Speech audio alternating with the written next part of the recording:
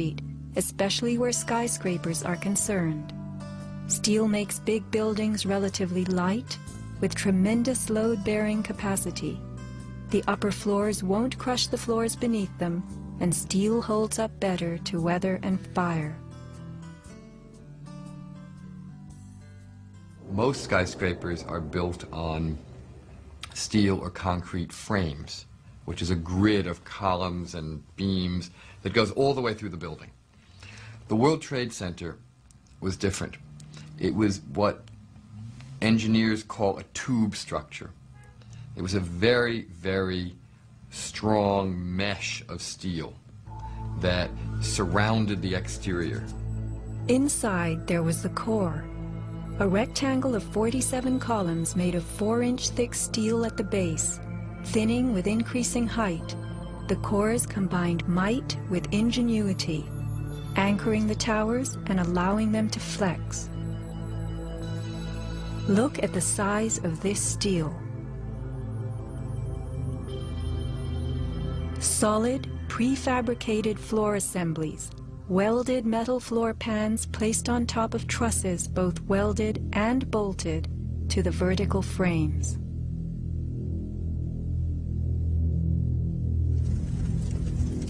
The story we were told: this rock-like steel grid gave way because fire warped the trusses, causing the bolts to fail. As the trusses sagged and fell, the floors dropped with them. In its 2002 documentary, Why the Towers Fell, PBS creates a video model. Once the trusses fail, the floors they were holding cascade down with a force too great to be withstood. The result is what's called a progressive collapse, as each floor pancakes down onto the one below. What remains standing? The tall, indestructible core. Why does PBS fail to explain the complete disappearance of the Twin Towers cores?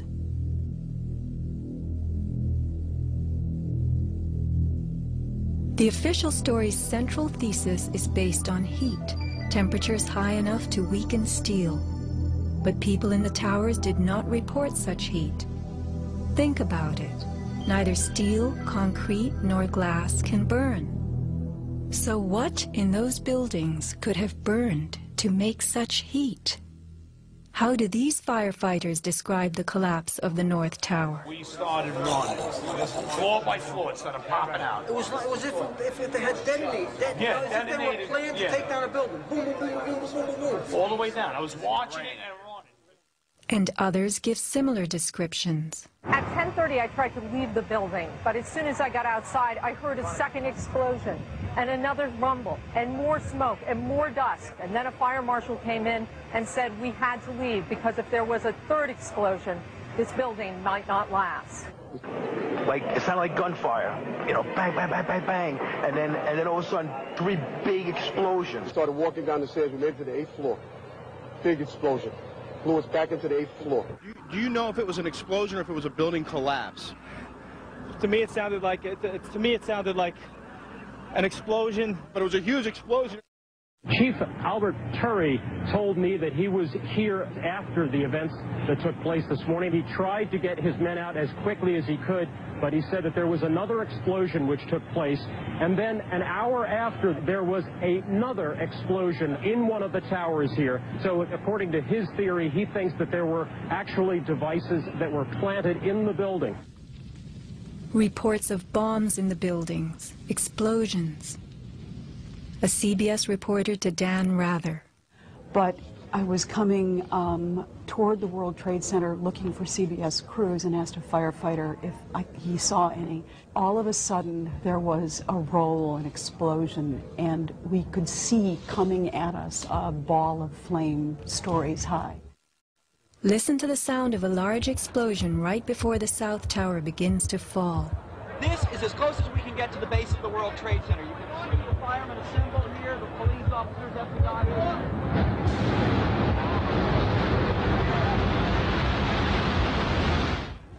Sound reaches us after what we see.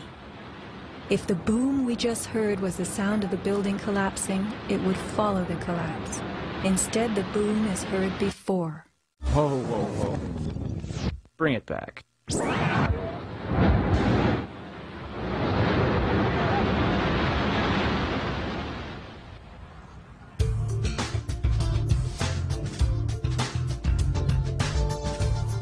Let's consider the characteristics of steel. Steel is an alloy of iron containing added carbon for flexibility, workability, and strength. In the days of old, blacksmiths heated iron till it was red and pounded it for hours to form it. Horseshoes, knife blades, and plowshares were typical creations.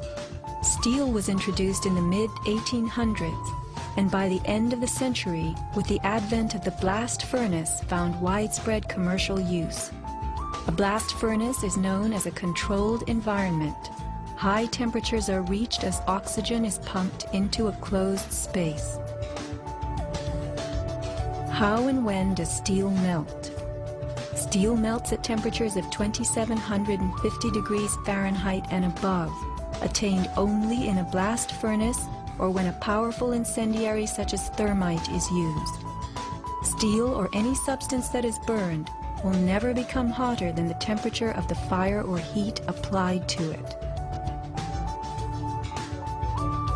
An open-air hydrocarbon fire reaches a maximal temperature of some 1200 degrees Fahrenheit in a dirty or uncontrolled burn, characterized by red-orange flames. Red-orange flames are what we saw on September 11th.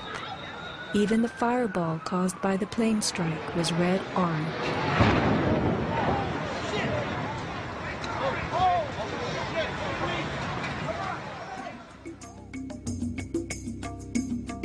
A controlled burn falls between a dirty burn like a fireplace and a controlled environment, the blast furnace.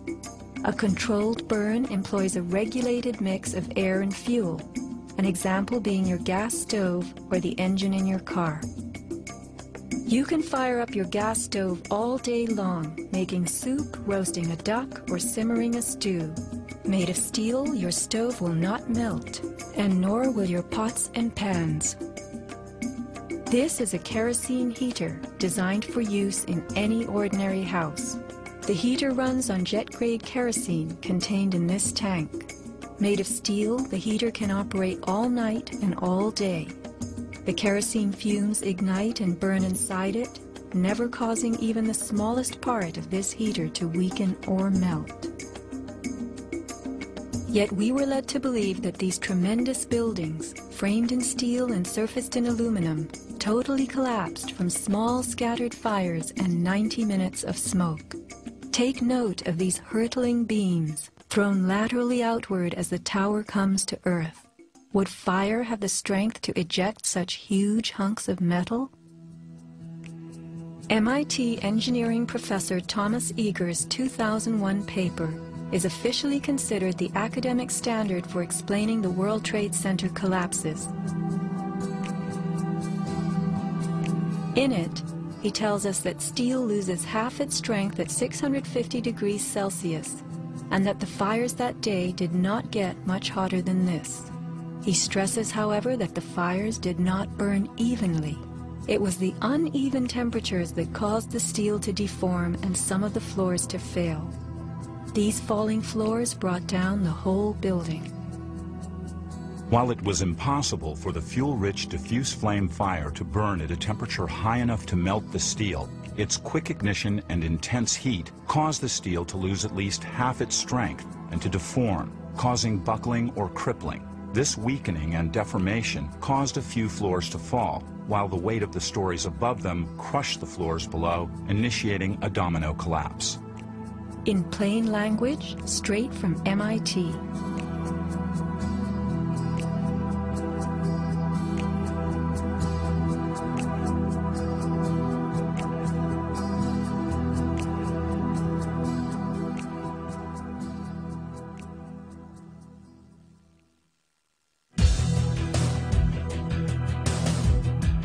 What do falling buildings look like? What do demolitions look like?